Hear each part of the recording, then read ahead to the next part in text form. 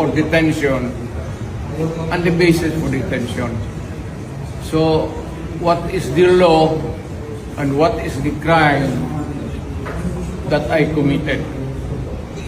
Show to me now the legal basis for my being here.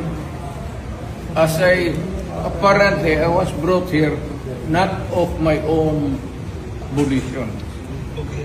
It's somebody else's.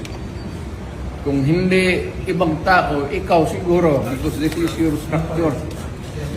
So you have to answer now for the deprivation of liberty. Attorney General naman ngayon. Alam naman na hindi man lang siya na-serve kung anong kaso kung pinag-charge sa kanya ngayon. Hindi niya alam. No? Kahit na PI man lang. Alam mo, ang charge sa kanya nasa dyaryo lang. No?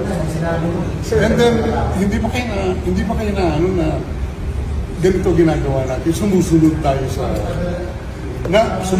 tayo sa isang entity na hindi na tayo member. Nag-withdraw na tayo. And yet, sir, you are the Prosecutor General. Yes. You know how to exercise due process. Before you can even file charges, you have to file a complaint. We have to file a counter affidavit. Without doing those procedural process, here we are, being issued a warrant of arrest, questionable warrant of arrest.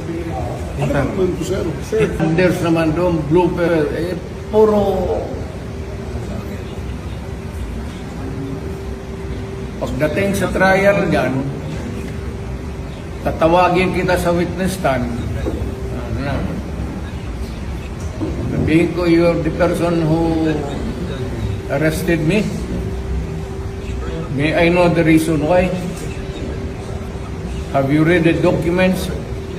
Or at least, have you read the case at that time when you made the arrest? So that you would be guided to what you should know. Yan lang yan. Magkaibigan tayo, galing ako gobyerno.